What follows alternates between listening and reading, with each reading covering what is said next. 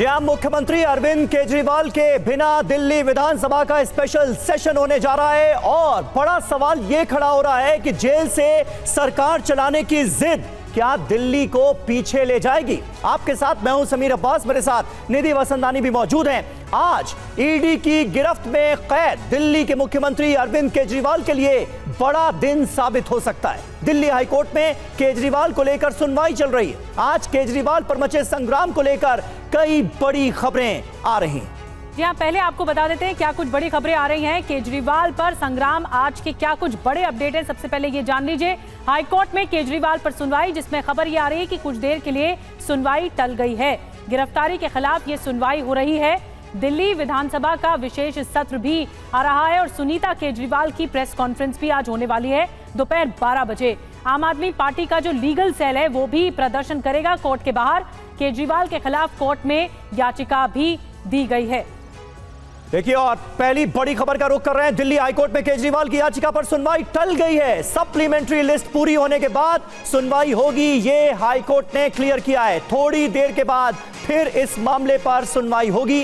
गिरफ्तारी, ED remand को दी गई थी चुनौती, यानी जो याचिका अरविंद केजरीवाल के वकील अभिषेक मनु सिंघवी की तरफ से डाली गई है उसमें केजरीवाल की गिरफ्तारी और ईडी रिमांड को चैलेंज किया गया है। ईडी ने जवाब दाखिल करने के लिए वक्त मांगा है। ईडी ने कोर्ट से 3 हफ्तों का वक्त मांगा है। केजरीवाल के वकील ने वक्त मांगने का विरोध किया है। तो कुल मिलाकर यह एक बड़ा डेवलपमेंट केजरीवाल की याचिका पर हाईकोर्ट में सुनवाई को लेकर।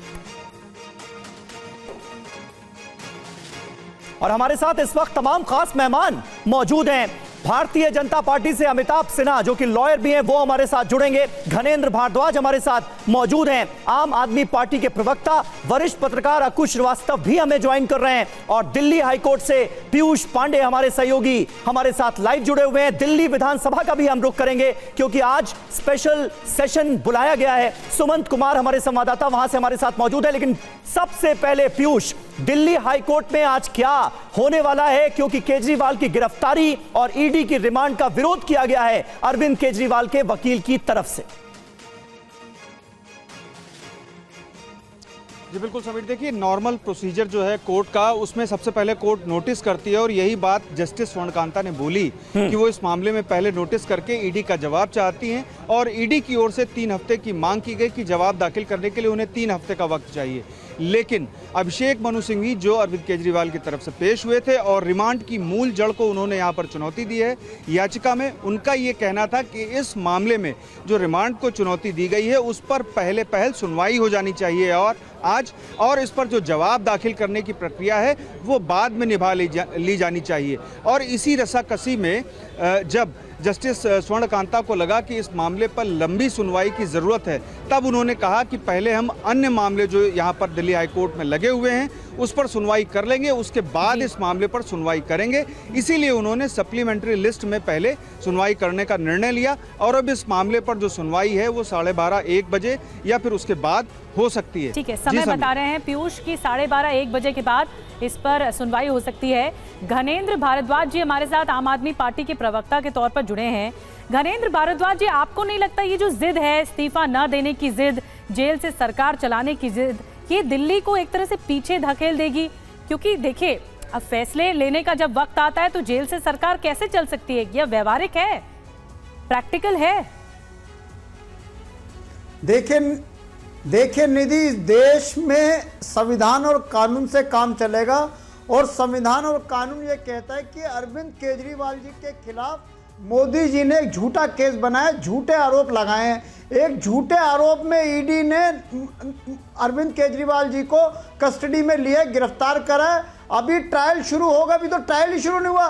2 साल से ये केस चल रहा है। 2 साल से इनकी ईडी को, सीबीआई को चवन्नी तक मिली नहीं। इनकी ईडी और सीबीआई ने 500 से ज्यादा जगह रेड मार दी।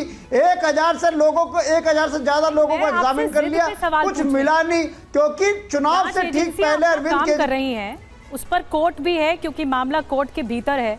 कोर्ट में भी सुनवाई होगी, जांच एजेंसी अपना काम कर रही है, अपनी दलीलें दे रही है। आप एक राजनीतिक प्रवक्ता के तौर पर यहाँ पर हैं, सुन लीजिए ना घनेंद्र जी, मैं ये आपसे सवाल पूछ रही हूँ कि ये जिद क्यों है, क्यों इस्तीफा नहीं दिया जा रहा है? जब उनकी गिरफ्तारी हो गई, अभी मामला अभी मामला कोर्ट के भीतर है। जांच एजेंसियां इस बात को अभी पूरी खंगाल रही हैं क्योंकि आरोपी हैं अरविंद केजरीवाल। तभी मैं आपसे सवाल पूछ रही हूँ, क्या ये जिद ठीक है? निधि, आप मुझे 60 सेकंड अनलिमिटेड दिए, मैं आपको बताता हूं कि आरोप जो हैं अरविंद केजरीवाल जी के खिलाफ झूठे आरोप लगे। आरोप तो हेमंत बिस्वा शर्मा के खिलाफ भी लगे हैं, आरोप तो शुभेंदु अधिकारी के खिलाफ भी हैं, आरोप तो अजीत पवार के खिलाफ भी, आरोप तो नरेंद्र मोदी जी पे भी लगे हैं कि बहुत बड़ा इलेक्टोरल बॉन्ड का उन्होंने स्कैम कर दिया, क्या उन्होंने इस्तीफा दे दिया? और दूसरी बात जो आप कह रहे हो, दिल्ली के लोगों ने 5 साल अरविंद केजरीवाल जी को सरकार चलाने का जनादेश दिया है, मैंडेट दिया 70 में से 62 सीटें देख के। अगर अरविंद केजरीवाल जी की झूठी गिरफ्तारी आप कर दोगे तो अरविंद केजरीवाल जी इस्तीफा क्यों देंगे? अरविंद केजरीवाल जी को 5 साल ठीक है, अमिताभ सिन्हा जी हमारे साथ मौजूद हैं, इस्तीफा वो क्यों देंगे? काम करेंगे। अमिताभ जी, मैं आपके पास आता हूं, लेकिन देखिए एक बड़ी खबर आ रही है, दिल्ली विधानसभा में आम आदमी पार्टी का अनोखा प्रदर्शन शुरू हो गया है। मैं भी केजरीवाल की टी-शर्ट पहनकर यहां पर विधायक पहुंचे हैं। आम आदमी पार्टी विधायक हाथ में बेड़ियां लपेट कर पहुंचे हैं, तो आप कह सकते हैं अनोखा प्रदर्शन आम आदमी पार्टी के विधायकों की तरफ से इस वक्त देखने को मिल रहा है। ये दिल्ली विधानसभा की तस्वीरें हम आपको दिखा रहे हैं। विधानसभा कैंपस में किस तरह से जो आम आदमी पार्टी के तमाम विधायक हैं वो मैं भी केजरीवाल वाली ये पीली टी शर्ट पहनकर पहुंचे हैं आज विधानसभा के स्पेशल सेशन में शामिल होने के लिए। सुमंत कुमार हमारे संवाददाता इस वक्त हमारे साथ मौजूद हैं। सुमंत, एक बड़ा अनोखा प्रदर्शन भी हमें देखने को मिल रहा है दिल्ली विधानसभा के स्पेशल सेशन के दौरान। विधायकों का आम आदमी पार्टी के अलग ही रूप नजर आ रहा है। बिल्कुल, देखिए ये प्रदर्शन तो दिख ही रहा है। मैं भी केजरीवाल के टी शर्ट में विधायक हैं, अभी भी विधायकों के आने का सिलसिला समीर जारी है। लेकिन सबसे बड़ी बात, आज जो ये विशेष सत्र बुलाया गया है समीर, ये बेहद हंगामेदार रहने के आसार हैं, क्योंकि जिस तरह से ईडी के कस्टडी से अरविंद केजरीवाल जो आदेश दे रहे हैं, निर्देश दे रहे हैं, निश्चित रूप से बीजेपी इसका विरोध कर रही है। बीजेपी विधायकों ने दिल्ली के लेफ्टिनेंट गवर्नर से भी इसकी शिकायत की है। तो आज जिस तरह से अरविंद केजरीवाल के निर्देश पे दिल्ली में स्वास्थ्य सेवाओं पर चर्चा के लिए जो विशेष सत्र बुलाया गया है, तो ये माना जा रहा है कि कहीं ना कहीं ये सत्र बेहद हंगामेदार रहने के आसार हैं। और जो बीजेपी के विधायक हैं वो इस सत्र में इस मुद्दे पर आक्रामक रुख अख्तियार कर सकते हैं। जिस तरह से जो सौरभ भारद्वाज ने कहा कि ईडी कस्टडी में रहते हुए मुख्यमंत्री को कितनी चिंता है, और आज जो बताया जा रहा है समीर कि दिल्ली के अस्पतालों और मोहल्ला क्लिनिकों में दवाओं की क्या स्थिति है, मुफ्त टेस्ट की क्या स्थिति है, इसकी पूरी रिपोर्ट जो स्वास्थ्य विभाग इसे लेकर तमाम निर्देश भी जारी किए जा रहे हैं। विधानसभा में चर्चा होगी और चर्चा के बाद अमिताभ जी हमारे साथ यहाँ मौजूद हैं भारतीय जनता पार्टी से। अमिताभ जी, विरोध का एक अनोखा तरीका, कुछ आम आदमी पार्टी के विधायक तो हाथों में बेड़ियां बांध कर आए हैं, मैं भी केजरीवाल, ये नारे ये टी शर्ट पर लिखा हुआ, मतलब पॉलिटिकली इस पूरे एपिसोड का फायदा उठाने की कोशिश भी करने की तैयारी साफ तौर पर नजर आ रही है। बीजेपी कैसे मुकाबला करेगी पॉलिटिकली?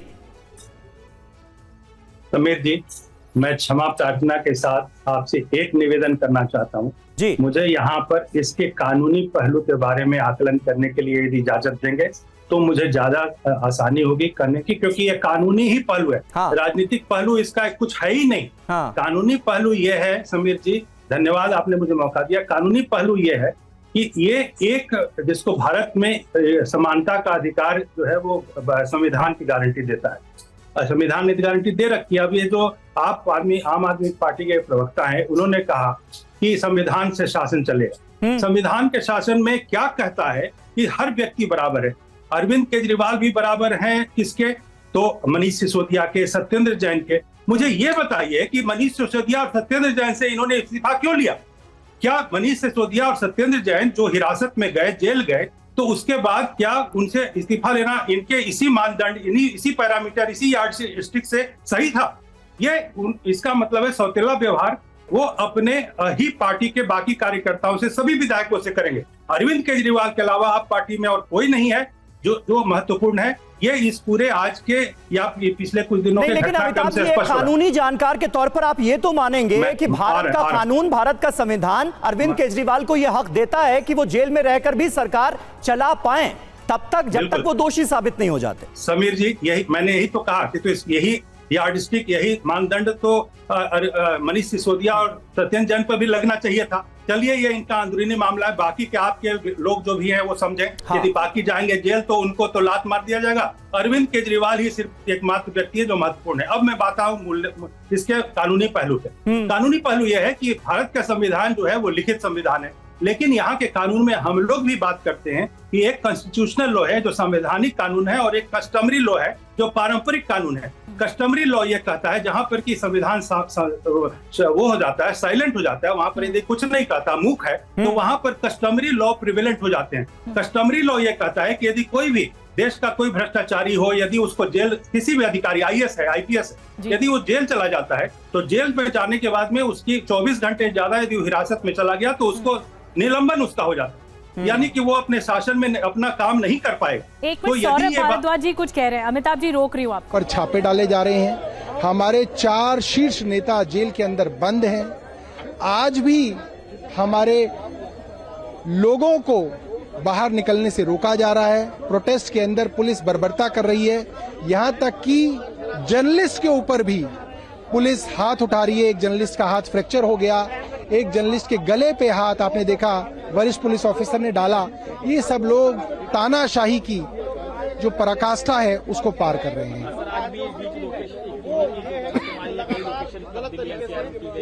देखिए, लगातार आम आदमी पार्टी पे दबाव बनाने की कोशिश है कि मुख्यमंत्री गिरफ्तार, उप मुख्यमंत्री गिरफ्तार, मंत्री गिरफ्तार, संजय सिंह गिरफ्तार। अब किसी तरीके से आम आदमी पार्टी की सरकार को गिराने की कोशिश चल रही है, विधायकों पे प्रेशर डालने की कोशिश चल रही है। मगर ये आम आदमी पार्टी के विधायक हैं, ये डरेंगे नहीं, झुकेंगे नहीं, रुकेंगे नहीं। और आप देखोगे आने वाले दिनों में पूरा भारत अरविंद केजरीवाल की गिरफ्तारी के खिलाफ खड़ा होगा। चलिए तो सौरभ भारद्वाज, येलो कलर की टी शर्ट पहन के मैं भी केजरीवाल हूं, इस तरह से ये बात लिखी गई है टी शर्ट के जरिए, और आम आदमी पार्टी के कार्यकर्ता भी कई इस तरह की टी शर्ट पहने हुए हैं। सौरभ भारद्वाज ने बड़ी बात ये कही। आकू जी, मैं आपके पास आ रही हूँ। आकू श्रीवास्तव जी हमारे साथ सीनियर जर्नलिस्ट के तौर पर जुड़ रहे हैं। आकू जी, साफ तौर पर आम आदमी पार्टी ये दिखाने की, कह रहा था। एक सेकेंड अमिताभ जी, अच्छा ठीक है, आप अपनी बात पूरी करिए, फिर मैं आकू जी के पास जाता हूं। मैं इतना ही कर रहा हूँ कि बहुत महत्वपूर्ण था, इसलिए मैं, वरना मैं कानूनी पहलू आप बता रहे थे। जी वही देखिए, कस्टमरी लॉ यानी कि पारंपरिक कानून कहता है कि उसमें जो चीजें साइलेंट है, यानी कि जिसमें संविधान मूक है, लिखित संविधान, वहां पर जो पारंपरिक संविधान है वो काम करता है कानून। और यहाँ पर कोई भी, चाहे वो ब्यूरोक्रेट हो यानी नौकरशाह हो या फिर नेता हो, मंत्री हो, यदि वो गिरफ्तार हो जाता है, 24 घंटे से ज्यादा रहता है, तो ये एक कस्टमरी लॉ है कि उसको निलंबित कर दिया जाता है, उसके ऊपर से सरकारी अधिकार छीन लिए जाते हैं। ठीक है। तो ये बात यदि मनीष सिसोदिया पर लागू है, तरीका यही है कानून के हिसाब से, कस्टमरी लॉ है, कस्टमरी लॉ। तो यदि मनीष सिसोदिया पर लागू है, यदि वो सत्येंद्र जैन पर लागू है, तो ये अरविंद केजरीवाल पे क्यों लागू नहीं? बहुत वाजिब सवाल उठाया आकू जी। साफ तौर पर ये कहा गया जब मनीष सिसोदिया गिरफ्तार हुए, उन्होंने इस्तीफा दिया, नया शिक्षा मंत्री बना। नरेंद्र जी, आऊंगी आपके पास, पहले आकू जी से मैं रिएक्शन लूंगी। फिर उसके बाद जब सत्येंद्र जैन की गिरफ्तारी हुई थी, उन्होंने भी अपना पद छोड़ा हेल्थ मिनिस्टर के तौर पर, तो अरविंद केजरीवाल ने अपना पद क्यों नहीं छोड़ा है? आपसे सवाल आकू जी। देखिए, अगर अरविंद केजरीवाल पद छोड़ देंगे तो बचेगा क्या? तो ये अच्छी बात है भारतीय राजनीति में, ये बड़ा अच्छा चल रहा है समय कि जैसे पीली शर्ट पहन के आ रहे हैं, तो शहीद भगत सिंह का रंग वो पीली पगड़ पहना करते थे, और इस तरीके से दिखाया जा रहा है कि भगत सिंह है। और आज के जमाने में भगत सिंह, हम ये जरूर चाहते हैं कि हमारा पड़ोसी भगत सिंह हो, लेकिन आम आदमी के कार्यकर्ता और नेता अगर भगत सिंह बनने की कोशिश कर रहे हैं तो ये राजनीति में नया आयाम होगा।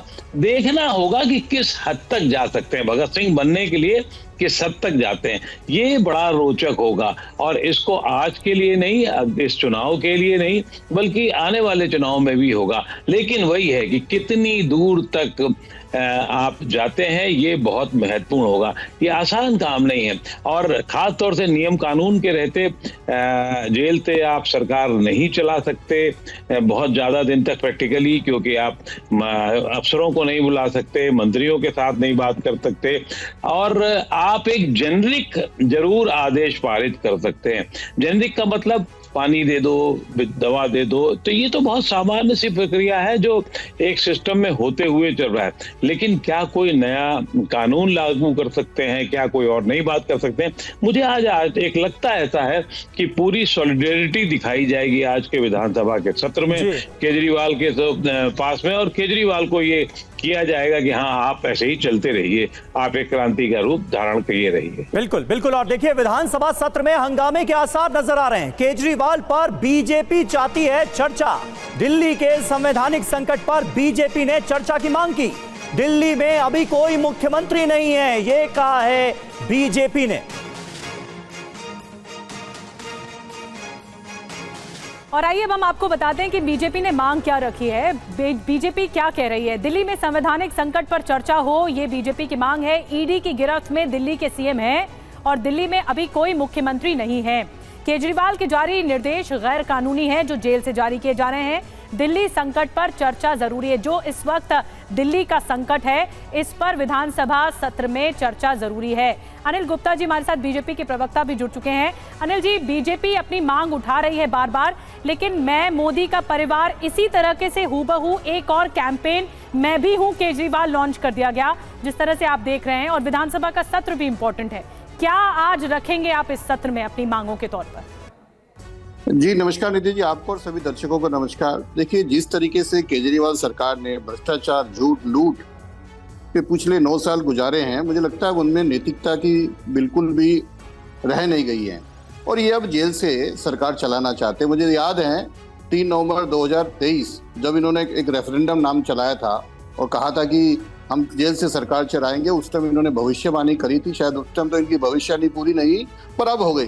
पर आप नैतिकता की बात करते हैं, ये किस तरीके से ईडी की कस्टडी में सरकार चला सकती है? और हमारे जो एक विधायक हैं अजय मावर जी, उन्होंने ये क्वेश्चन विधानसभा में रेज किया कि हम चर्चा करने चाहते हैं इसके ऊपर। और जिस तरीके से ये विधानसभा के अंदर तानाशाही रखते हैं, मुझे लगता है आज भी इनकी तानाशाही का रुख रहेगा। पर प्रश्न ये है कि जब 9 साल में इन्होंने कुछ नहीं किया, अब जेल में क्या करेंगे? इन्होंने 2 एजेंडे अपने कुछ ऑर्डर, सो कॉल्ड ऑर्डर, जो जिसकी सत्यता अभी डाउटफुल है कि किस तरीके से ईडी की कस्टडी में वो ऑर्डर निकाल सकते हैं। पर मैं थोड़ा सा डिटेल बताता हूँ। एक इन्होंने ऑर्डर निकाला जल बोर्ड का। सर, 9 साल में आपने कुछ नहीं किया। दिल्ली को 1300 MGD की रिक्वायरमेंट है, 947 MGD आज आप सो कॉल्ड प्रोड्यूस कर रहे हो, पर क्या एक भी बूंद पानी आपने दिल्ली को देने की कोशिश की? आज भी 300 MGD से ज्यादा जो इलीगल बोरिंग से दिल्ली की जनता पानी पी रही है, बीमार हो रही है, आपने कुछ नहीं किया। दूसरा, आपने स्वास्थ्य के लिए किया तो कैसा 9 साल में आपने जो नकली दवाइयों का काम था, जो हजार टेस्टें एक मोहल्ला क्लिनिक में किए, उस पर कुछ कार्यवाही पर नहीं, क्योंकि एक सिर्फ सिंपैथी गेन करने के लिए और मीडिया में हाईलाइट रहने के लिए इन्होंने काम किया। जो आज का ये इनका है आज ये अपने आप को प्रोजेक्ट करते हैं भगत सिंह। सर, भगत सिंह के तो आप पासंग भी नहीं हो, किस तरीके से करते हैं। मुझे एक चीज बता दिए, 9 साल से जो इनके मंत्री हैं, कभी मीडिया ने या पब्लिक ने, दिल्ली ने इनको दिल्ली के लिए काम करते हुए दिखाया? हाँ, ठीक है, घनेंद्र भारद्वाज जी इसका जवाब देंगे। घनेंद्र भारद्वाज जी, कुल मिलाकर बीजेपी ये कह रही है कि सहानुभूति बटोरने की ये कोशिश है। जेल के अंदर जाकर जिस तरह से दिल्ली वालों की मुझे फिक्र है, ये मैसेज देने की कोशिश की जा रही है। एक और बड़ा सवाल उठा जिसका आपको जवाब देना चाहिए कि जो नियम सत्येंद्र जैन के लिए, मनीष सिसोदिया के लिए लागू किया गया, वो अरविंद केजरीवाल के लिए क्यों नहीं? देखिए समीर, सबसे पहले तो मैं ये बता दूं आपको, अरविंद केजरीवाल दिल्ली के मुख्यमंत्री थे, हैं और रहेंगे। कहीं किसी कानून में नहीं लिखा कि आरोपों के आधार पर इस्तीफा हो। और हमारी पार्टी में फैसले हम लेंगे, भारतीय जनता पार्टी वाले नहीं लेंगे कि हमें किसको कैबिनेट में रखना, किसको नहीं रखना। ये अरविंद केजरीवाल तय करेंगे कि उनकी कैबिनेट में कौन रहेगा, कौन नहीं रहेगा। और अरविंद केजरीवाल को आपने जेल में डाल दिया ये सोच के कि दिल्ली के सारे काम रुक जाएंगे, दिल्ली में बिजली पानी, मनीष सिसोदिया और सत्येंद्र जैन के साथ मच जाएगी, घनेंद्र जी सारे काम रुक जाएंगे। घनेंद्र जी, मनीष सिसोदिया और सत्येंद्र जैन पर यह नियम क्यों नहीं लागू हुआ, या फिर आपने उन्हें दोषी मान लिया? आरोपी तो वो भी है ना, जैसे अरविंद केजरीवाल आरोपी है। समीर, ये तरीका ठीक नहीं है। बीजेपी वाले आपने 3 बिठा दिए और मेरे से आप बात करते हो, बीच में आप 10 सेकंड बाद छोड़ देते हो। बीजेपी वालों को 5 मिनट अलाउ कर रहे हो। 3 लोग बीजेपी के बिठा दिए। नहीं, 3 लोग बीजेपी के नहीं है। नहीं, बीच में बोल रहे हैं, इनको चुप कराओ ना, मैं किसी के बीच में इंटरप्ट कर रहा हूं। ठीक है घनेंद्र जी, आप जवाब दीजिए। 3 लोग हैं बीजेपी के, राजनीतिक विश्लेषक भी बीजेपी का। नहीं, अक्कू जी बैठे हैं, वरिष्ठ पत्रकार बैठे हैं हमारे साथ। घनेंद्र जी, ऐसी बातें मत कीजिए जी, आप अपनी बात पूरी बीजेपी का है। बात कैसे कर रहे हो? अच्छा, नहीं गणेंद्र जी, सीधा सा सवाल पूछा गया था, नैतिकता अगर देखिए नैतिकता की बात हो रही है, मॉरल ग्राउंड्स पे बात हो रही है। निधि अनइंटरप्टेड सुन लीजिए। ठीक है, अब आप बोलिए। निधि जी सुन रहे हैं। निधि, ये नैतिकता का पाठ पढ़ाने वाले भारतीय जनता पार्टी के लोग 3 दिन से हम सवाल पूछ रहे हैं कि जो शरद रेड्डी इस एक्साइज कैंप में एक एक्यूज था, उससे 60 करोड़ रुपए लेके रिश्वत लेके बीजेपी ने ईडी से उसको बेल करा दी। हम पूछ रहे हैं कि ईडी से कि बीजेपी का इससे रिश्ता क्या है शरद रेड्डी से? और जेपी नड्डा ने 2 साल पहले पैसे लिए और आज तक सीबीआई ईडी को जाके नहीं बताया कि एक जो शराब घोटाले का जो आरोपी है शरद रेड्डी, उससे हमने 60 करोड़ रुपए ले लिए। क्या जेपी नड्डा को बताना नहीं चाहिए था? क्या सीबीआई और ईडी? ठीक है, अब आपने सवाल के जवाब में सवाल पूछ लिया घरेंद्र जी। अब अगर आप मेरे सवाल का जवाब दे दें, 60 करोड़ रुपए ले लिए। घरेंद्र जी, अब मेरे सवाल का जवाब दे दीजिए कि जो नियम मनीष सिसोदिया और सत्येंद्र जैन के लिए लागू हुआ वो अरविंद केजरीवाल के लिए क्यों नहीं? आरोपी वो भी थे, आरोपी अरविंद केजरीवाल भी हैं, या फिर उन दोनों को आपने दोषी मान लिया? कोई नियम नहीं है, ये मुख्यमंत्री का अपना एक विवेक होता है। अरविंद केजरीवाल की गिरफ्तारी सिर्फ आम आदमी पार्टी पर हमला नहीं है, ये इस देश के लोकतंत्र पर हमला है। आप एक एक करके विपक्ष के सारे नेताओं को जेल में डाल दोगे, आप सबके बैंक अकाउंट फ्रीज कर दोगे, आप सबके पार्टी ऑफिस सील कर दोगे चुनाव की घोषणा के बाद। तो अगर आप विपक्ष पे इस तरह से हमला करेंगे तो विपक्ष चुनाव कैसे लड़ेगा? और अगर विपक्ष चुनाव नहीं लड़ सकता तो इस देश में लोकतंत्र कैसा बचा? आज ईडी की भी जगह जगह छापेमारी चल रही है, आम आदमी पार्टी के नेता की यहाँ पर भी छापेमारी। देखिए, ये क्या विडंबना है। इलेक्शन कमीशन जो एक नॉन पार्टिजन बॉडी होती है, विपक्ष के राज्यों में होम सेक्रेटरी बदल देती है, डीजीपी बदल देती है, सारे अफसरों को बदल देती है, लेकिन ईडी, सीबीआई और इनकम टैक्स के अध्यक्ष नहीं बदल सकती। जब तक चुनाव नहीं होता है, क्यों इन इंस्टीट्यूशंस के, क्यों इन एजेंसीज के अध्यक्ष नहीं बदले जाते? जब ये साफ है कि इनको राजनीतिक तौर पर इस्तेमाल किया जा रहा है।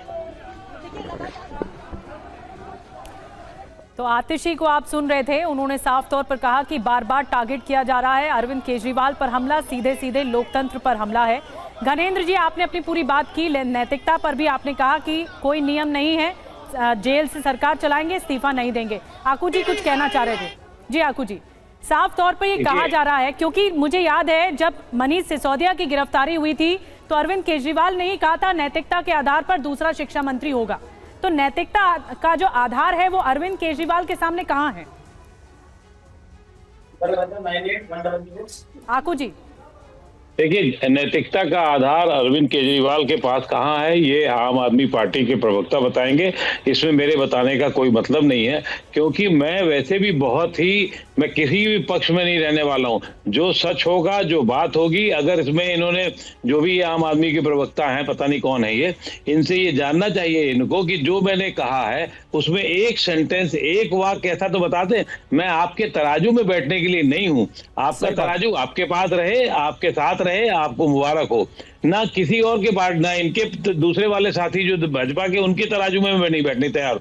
मैं ये सिर्फ जो अच्छाई है, जो बुराई है, उसको साफ साफ रखने की बात करता हूँ। इसलिए बात कायदे से और तमीज से की जानी चाहिए, ना कि किसी एक को इंगित करके। बिल्कुल सही बात है अक्कू जी, लेकिन इस मामले में नैतिकता का तकाजा क्या करता है? क्योंकि क्या कहता है, क्योंकि नैतिक व्यवहार की एक्सपेक्टेशन हम राजनीतिज्ञों से करते हैं, अपने नेताओं से करते हैं, और इससे पहले हमारे नेताओं ने ऐसे एग्जाम्पल भी सेट किए। अगर जेल जाने की नौबत आई तो पहले इस्तीफा दिया। यह पहली बार होगा जब जेल से सरकार चलाने की कोशिश की जा रही है। ये मुझे लगता है पिछले 10, 12, 15 सालों से ये नैतिकता की बात हम लोग अखबार वाले सोच लेते हैं कभी कभी, तो जनता भी सोच लेती कभी कभी, लेकिन आज सिर्फ सत्ता और सत्ता की लड़ाई है। उसी में सब लोग इस पूरे हमाम में उसी स्थिति में तौलिया ढूंढ रहे हैं अपने लिए, सब लोग।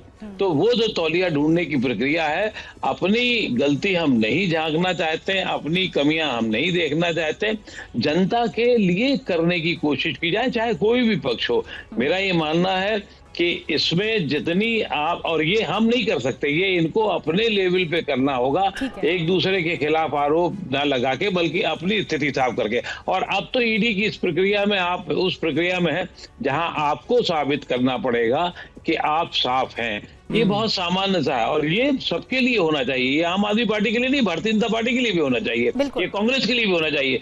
बिल्कुल, जो सार्वजनिक जीवन में है हाँ बिल्कुल सही है, जो राजनीतिक सार्वजनिक जीवन में है, अगर इस तरह के आरोप लगते हैं तो उसके बाद ये नैतिकता कहती है मॉरल ग्राउंड्स पे आपको अपना पद छोड़ना होगा। बेशक अरविंद केजरीवाल इस जिद में है कि वो पद नहीं छोड़ेंगे और जेल से ही सरकार चलाएंगे। बहरहाल एक बड़ी खबर है, मैं अमिताभ जी उसके बाद आपके पास आ रही हूँ। केजरीवाल के खिलाफ दिल्ली हाई कोर्ट में याचिका गई है। ईडी की कस्टडी से निर्देश देने के खिलाफ PIL है।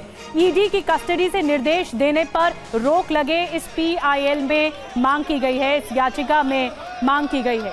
तो जो ईडी की कस्टडी से निर्देश देने के खिलाफ है ये याचिका, ये बताया गया है। और इसी याचिका के बारे में और ज्यादा विस्तार से अमिताभ जी थोड़ा बता पाएं अगर आप, कि ईडी ने जो कस्टडी में लिया है अरविंद केजरीवाल को और उसके निर्देश देने पर रोक लगाई जाए, अब एक और याचिका, एक और PIL दाखिल हो गई इस मामले में। अमिताभ निधि जी धन्यवाद। देखिए, मैंने जैसे आपने बातचीत शुरू करने के समय ही कहा था, ये एक पूरे भारत में एक लागू होता है ये एक कानून। यदि किसी भी व्यक्ति पे कोई आरोप लगता है, वो उसके कारण जेल में जाता है, गिरफ्तारी होती है, चाहे वो नौकरशाह हो, यदि वो ब्यूरोक्रेट हो, IAS हो, IPS हो, या कोई भी अधिकारी हो, या मंत्री हो, या तो वो उनको अपने पद से हटा दिया जाता है। या और यदि मान लिया ये अरविंद केजरीवाल की जिद यदि प्रेसिडेंस बन गई, तो फिर जितने भी ये लोग जो गिरफ्तार होंगे वो कहेंगे कि हमें सस्पेंड क्यों करोगे, हमें तो चूंकि वहां के मुख्यमंत्री को बहाली कर दी गई है, वहां से वो सरकार चला रहे हैं, तो हमें भी चलाने दो। ये बहुत रॉन्ग प्रेसिडेंट सेट करेगा और कोर्ट इसको कभी नहीं मानेगी। इसीलिए मैं कहना चाहता हूं कि ये जो बेवकूफाना हरकत है आप पार्टी की, इससे वो बाज आए और वो भरोसा करें। आम आदमी पार्टी में मैं कहना चाहता हूं कि चाहे सौरभ भारद्वाज हो, आतिशी मार लेना हो, यदि इन पे आरोप लग गया, भगवान न करे, तो उनके ऊपर उनको भी दूध की मक्खी की तरह अरविंद केजरीवाल फेंकेंगे। ठीक है अमिताभ जी मैं आता हूं आपके पास। देखिए, ये जो PIL दायर हुई है, इस पर पीयूष पांडे मैं आपसे जानना चाहूंगा किस आधार पर ये PIL दायर की गई है, क्योंकि हम लगातार देख रहे हैं ईडी की कस्टडी से अरविंद केजरीवाल लगातार निर्देश पर निर्देश अपने मंत्रियों को दे रहे हैं, इसलिए आपसे इसका सबब जानना चाहेंगे। लेकिन उससे पहले दिल्ली विधानसभा की तस्वीरें, अंदर की तस्वीरें इस वक्त हमारे पास आ रही। 15 मिनट के लिए एडजॉर्न किया जाता है और 15 मिनट के लिए दिल्ली विधानसभा के सत्र को adjourn कर दिया गया है। ये इस वक्त की ताजा अपडेट अपने दर्शकों को बता दें। देखिए, आम आदमी पार्टी के तमाम जो विधायक हैं वो पीली टी-शर्ट में नजर आ रहे हैं जिस पर लिखा हुआ है मैं भी केजरीवाल। जमकर हंगामेदार रहने के इस सत्र के आसार थे और वैसा ही हुआ है, जबरदस्त हंगामा हुआ है। उसके बाद ये सत्र adjourn कर दिया गया है। दो तस्वीरें आपके सामने हैं, विधानसभा के अंदर और बाहर की। पीयूष पांडे हमारे साथ मौजूद हैं और पीयूष, जो PIL दायर की गई है जिसमें इस बात की मुखालिफत की गई है कि भाई अरविंद केजरीवाल ईडी की कस्टडी में रहते हुए निर्देश कैसे जारी कर सकते हैं, इसका क्या पूरा आधार है वो भी बता दीजिए। तस्वीरें इस वक्त हम देख रहे हैं आम आदमी पार्टी के विधायकों के विरोध प्रदर्शन की भी। जी पीयूष।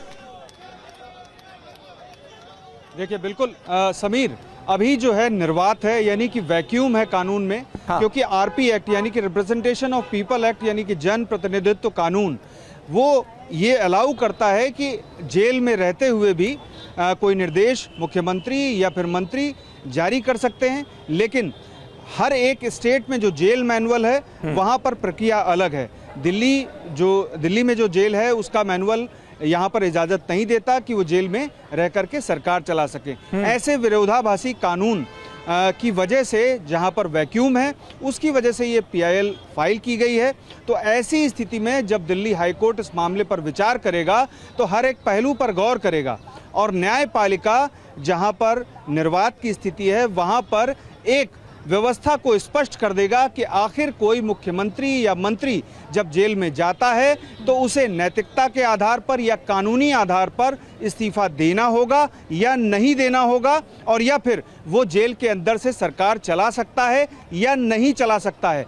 ये याचिका भले ही पक्ष में और या फिर अरविंद केजरीवाल के खिलाफ हो, लेकिन इससे स्पष्टता बिल्कुल साफ हो जाएगी और हाईकोर्ट इस मामले में ये स्पष्ट कर देगा कि कोई भी अगर मंत्री या फिर मुख्यमंत्री अगर जेल जाता है तो फिर ऐसी स्थिति में वो जेल से सरकार चला सकता है या फिर नहीं चला सकता है। जी सर, यानी हर पहलू पर विस्तार से चर्चा हो, इस पीआईएल में ये मांग की गई है और बाकी जो तमाम चीजें हैं उसको लेकर भी हर बिंदु पर मांग की गई है कि इस पर चर्चा होनी चाहिए कोई भी निर्देश दिए जाने से पहले।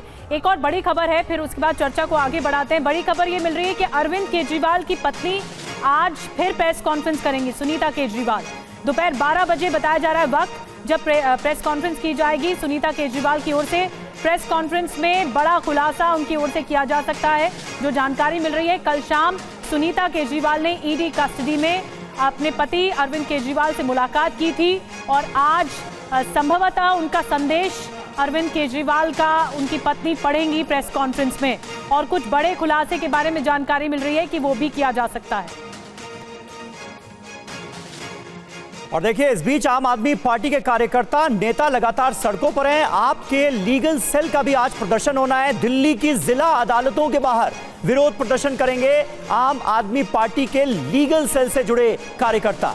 30 हजारी कोर्ट, कड़कड़डूमा कोर्ट में प्रदर्शन होगा। इसके अलावा पटियाला हाउस कोर्ट हो, साकेत कोर्ट हो, द्वारका कोर्ट हो, हर जगह प्रदर्शन किया जाएगा। केजरीवाल की गिरफ्तारी के खिलाफ ये प्रदर्शन की कॉल दी गई।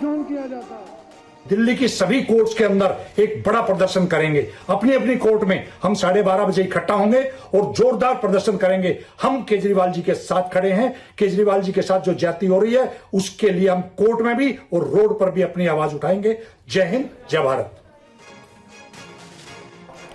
तो आम आदमी पार्टी की लीगल सेल की तरफ से यह प्रदर्शन किया जाएगा। हमारे साथ तमाम खास मेहमान मौजूद हैं। कुल मिलाकर अमिताभ जी, अब एक लड़ाई तो कानूनी तौर पर लड़ी जा रही है और दूसरी एक पॉलिटिकल परसेप्शन भी बनाने दिखाने की कोशिश हमें नजर आती है। लेकिन कानूनी पहलू पर ही अगर हम बात करें, अब ये जो पीआईएल का मामला सामने आया है, आपको लगता है कोई गुंजाइश है जिस कानून में जिसके चलते अरविंद केजरीवाल को कस्टडी में रहते हुए अपने मंत्रियों को निर्देश देने से रोका जा सके?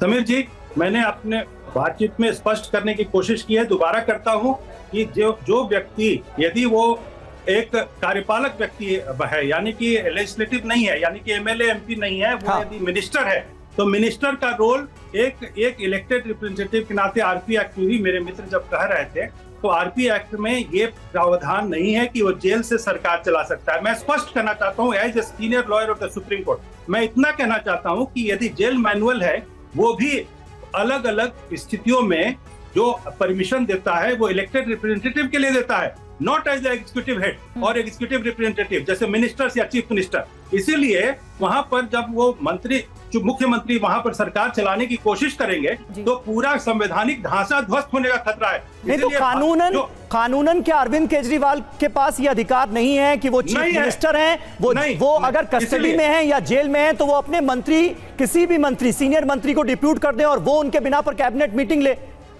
नहीं, कैबिनेट मंत्री ले सकता है कोई भी डिसीजन यदि वो ऑफिशिएट करे किसी को एज चीफ मिनिस्टर, लेकिन ये एक्टिंग चीफ मिनिस्टर वगैरह की स्थितियां नहीं है आरपी एक्ट में। दिल्ली सरकार का मैं एक बात जो स्पष्ट कर रहा हूँ, एक मिनट, दिल्ली के जो स्पेशल एक्ट है जिसके स्टेटहुड के एक्ट के हिसाब से यहाँ पर कानून बनाया है, ये कानून जो स्टेटहुड एक्ट है इसके हिसाब से एलजी के पास भी पावर्स होती हैं कि वो यदि ऐसी कॉन्स्टिट्यूशनल का क्राइसिस हो, यदि संवैधानिक ढांचा ध्वस्त होने की आवश्यकता हो तो एलजी वहां पर एक कदम उठा सकते हैं। इसीलिए मैं इतना कहना चाहता हूं कि इस तरह की बात जो है ना वो तानाशाही रवैया है। केजरीवाल के अलावा सरकार में यदि कोई बन जाए आके तो आसानी से काम चले, लेकिन ये यदि केजरीवाल इस्तीफा नहीं देंगे जैसा मनीष सिसोदिया और सत्येंद्र जैन से करवाया तो मुझे लगता है कि ये असमानता और तानाशाही मानसिकता, ये असमानता और तानाशाही मानसिकता है। ये आरोप लगाया जा रहा है, बीजेपी की ओर से बार बार आरोप लगाया जा रहा है। लेकिन घनेंद्र जी, मैं आपके पास आ रही हूँ। आज सुनीता केजरीवाल प्रेस कॉन्फ्रेंस कर रही हैं, अरविंद केजरीवाल की पत्नी, तो एक बार फिर से जेल से उनका मैसेज आएगा अरविंद केजरीवाल का?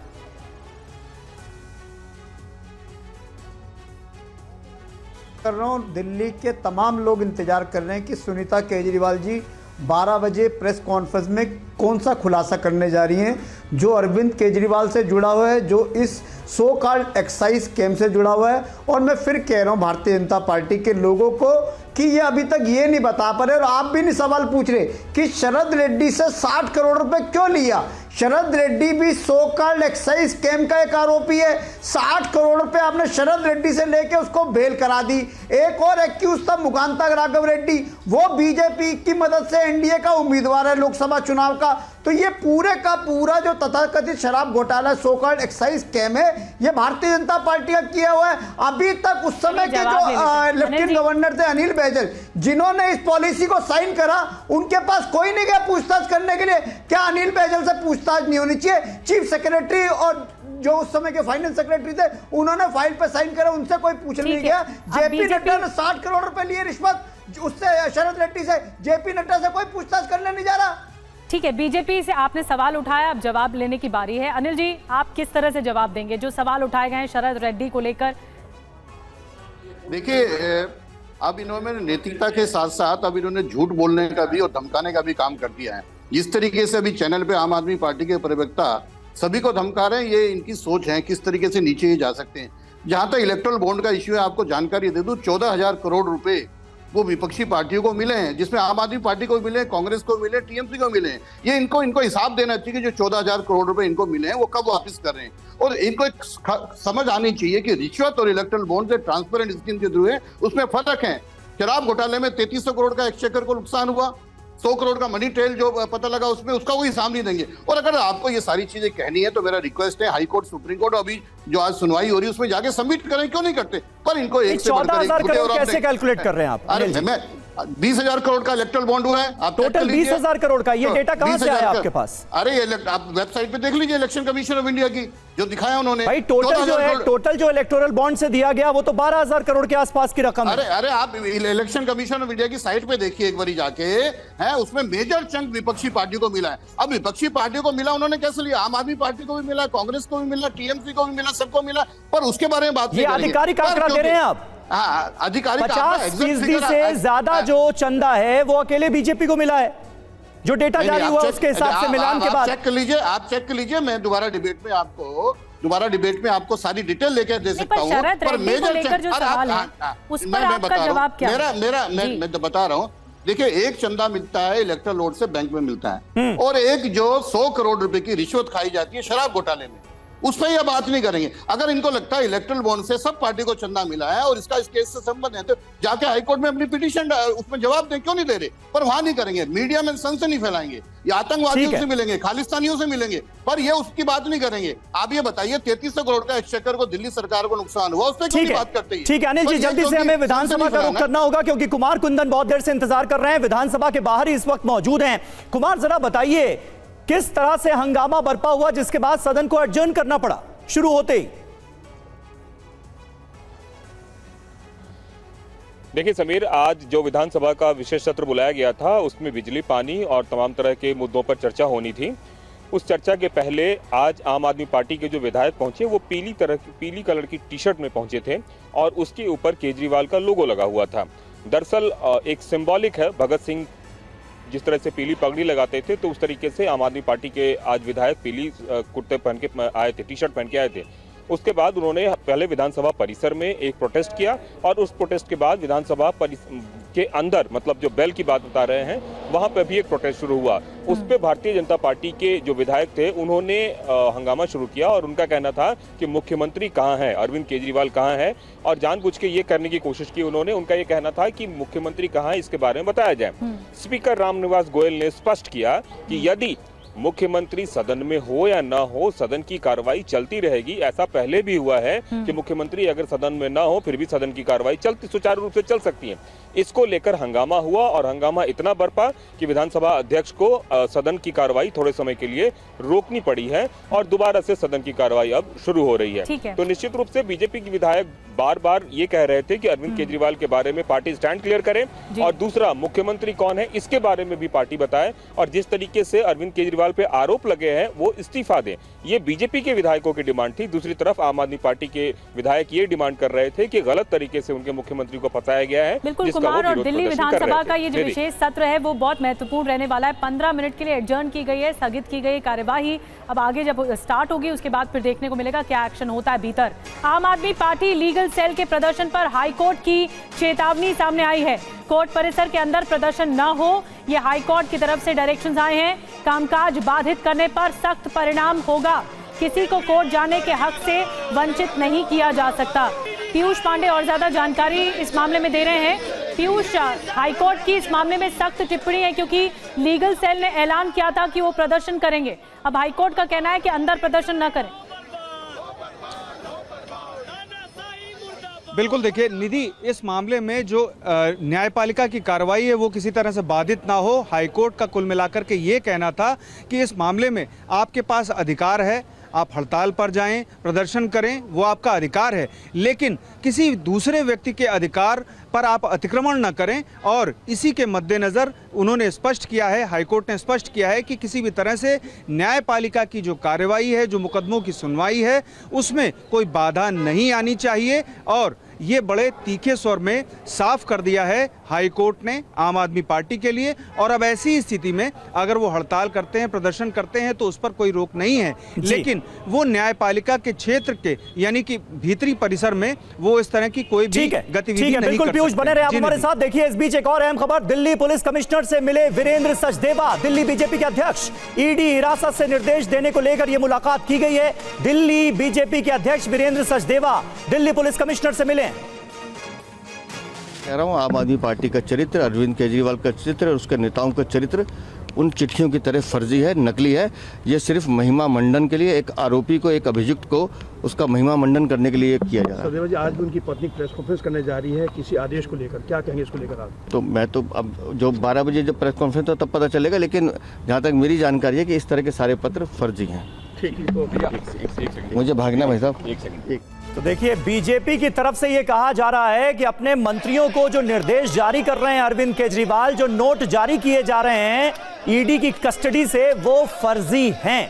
और ऐसे में देखना बहुत महत्वपूर्ण होगा कि आज दिल्ली के मुख्यमंत्री अरविंद केजरीवाल की पत्नी सुनीता केजरीवाल की तरफ से प्रेस कॉन्फ्रेंस जो की जाती है, उसमें क्या खुलासा होता है। और बहुत बहुत धन्यवाद आप तमाम खास मेहमानों का हमारे साथ जुड़ने के लिए। वक्त इतना ही था।